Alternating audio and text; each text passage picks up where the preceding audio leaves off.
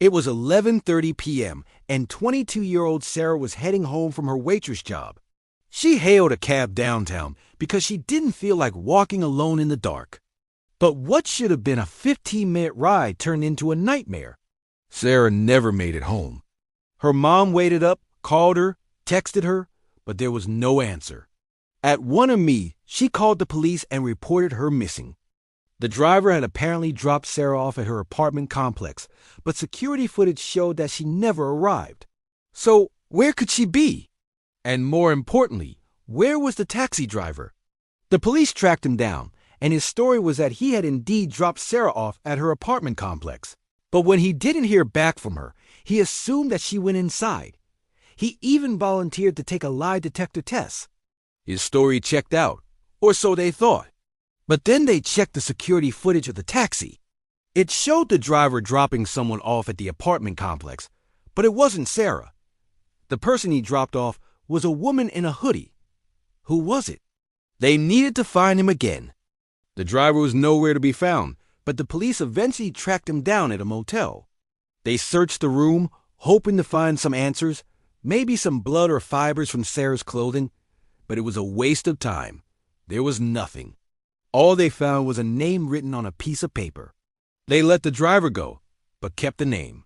It was a John Doe, and when they ran it through the system, it came back as a Jane Doe.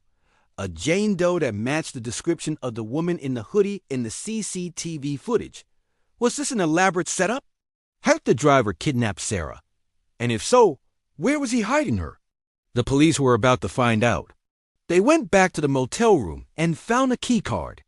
It was for a different room, one that was occupied by a woman matching the description of the Jane Doe in the CCTV footage. When they knocked on the door, she opened it and invited them in. She was calm, collected, polite.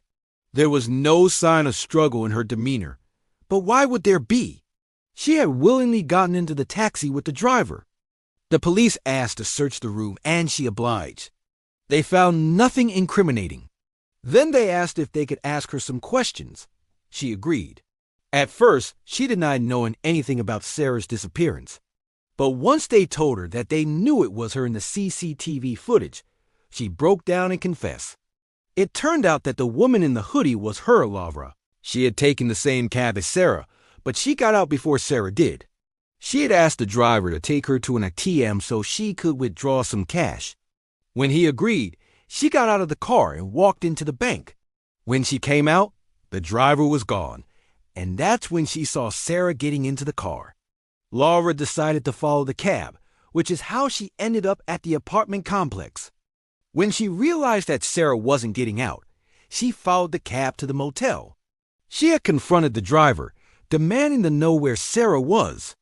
He had responded by taking them both to his room. That's where they had stayed for 2 days until the police showed up. So where was Sarah? The driver had actually taken her to another motel, one that was under construction. It was there that Laura found her, alive but unconscious. Apparently, the driver had given Sarah a sedative-laced drink, which knocked her out. He had planned to take her to a secluded cabin in the woods and assault her. But Laura had intervened, subduing the driver with Sarah's help. They had stayed in the motel room for 2 days until Laura came up with the plan to implicate the driver in Sarah's kidnapping. She wrote down the John Doe name and planted it in the driver's room. She then took the cab to the ATM, withdrew some cash, and left the area.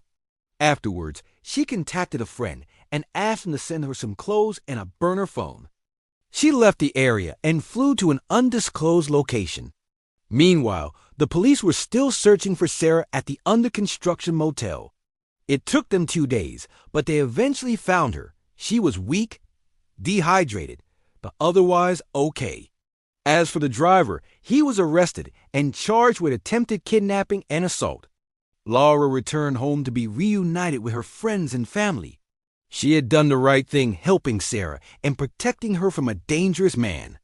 But looking at the bright side, Sarah probably wouldn't have believed Laura if she hadn't seen the CCTV footage with her own eyes.